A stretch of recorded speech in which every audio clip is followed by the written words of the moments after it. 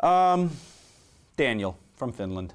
Thoughts on Vince Russo as part of creative in TNA during your time there? How big of an influence was he in regards to your character and the storylines you were involved with? Are his ideas really as awful as one might be led to think based on the opinions of certain individuals, i.e. Jim Cornette?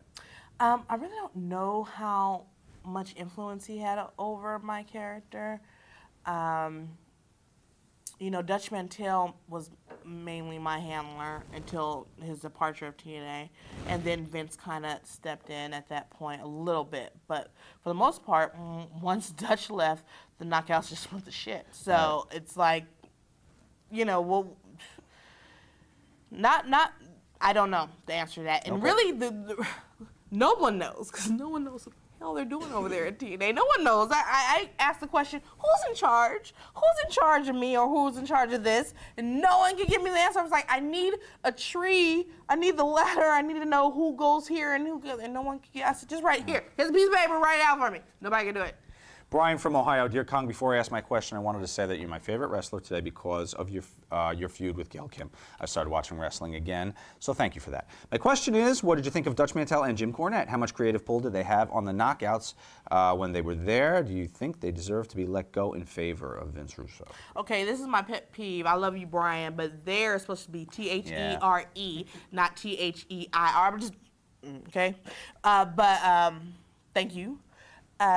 Dutch had a lot of influence. He, you know, he gave great directive, and whatever he would say, we'd go out there and do and put our own little stank on it, and it was successful. Let's see, Jim Cornette mainly worked with the guys, so we didn't really cross paths that much. But the losing them and getting Russo. Was a move in the wrong direction? I think that Russo was spread too thin. I just, you know, I don't think it was all his fault. It's only so much you can do or cover or think up, you know, creatively. I think he was just spread too thin, and those who were under him that maybe were in charge of that portion weren't really given the power to really make those kind of decisions. Ramsey, dear Amazing Kong, after you were eliminated from the Knockouts Gauntlet match at Bound for Glory, how soon did you realize that you had a wardrobe malfunction and both of your breastises became exposed? What was the reaction from all the guys when you came backstage? I don't know about the reaction from all the guys, because I went straight to the women's locker room, but I laughed my ass off, and I tried not to because, you know, it was like my second match ever in TNA. And I was so angry with myself because all day long everybody said, "Q, you're not gonna wear a bra under there?" I was like, "Girl, no," because it has like a built-in, almost like a built-in bra anyway. I was like, "Girl, no, it's okay. I'm only doing such and such and such and such." And then my gear got caught between, I think it was Gail and someone else, and the rope, and so they just peeled me out my gear like a banana, and then my titties clapped right in the camera, and I fell to the ground. And I was like, did that just really just happen? And then they re-showed it. They played it. Marcus JMC, what was the point of them highlighting that on a TV show over and over? I think they played it 4 times in a row. No idea, except for the fact that this TNA, so they want to see it. I'm like, dude, I'm supposed to be your monster. You're supposed to, like, forget about that. Not make a joke out of me. Cocksuckers. Understood. Mick Whalen, at what moment did you realize that TNA was ruining the Knockouts division and you had to get out of there?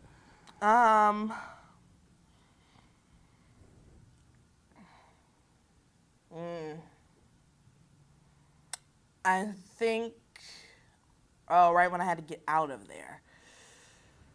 It just coincides with, not because of Hogan coming in, it just coincides with Hogan coming in. Not because of it. Right. But it coincides with all that and all the changes that they made. Okay, you got yourself a new ring, you got yourself a new set, you're bragging about a new sound studio. I see everybody's wife in here, you know, being rolled up in an escort vehicle, and my putt-putt is around the corner, way down the street. And you talking about you can't pay me more money? So... Costin Hollies, you stated you'd never work for TNA again. What's the reason behind this? Kind of what we just heard, I guess? Yeah, I mean, in the beginning, Dixie was down there in the trenches with us. We were building this product that was going to storm the world, and then they kind of forgot about the people that helped them get there. and focused mainly on other names that were names, but some lazy ass fucking names.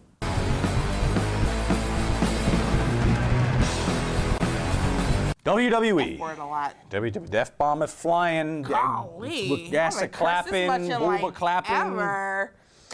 WWE. Piero Gentile would like to know this.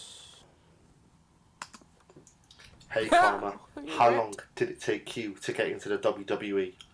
And was you a fan of the Attitude Era? Are you? I am. Look at my tattoo.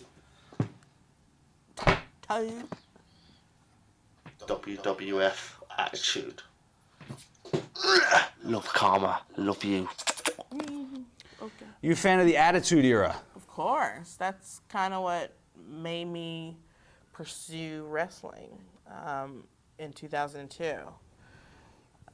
Towards the end of the Attitude era, I pursued wrestling then. Yeah, and it just got me so pumped up and just wanted to go for it.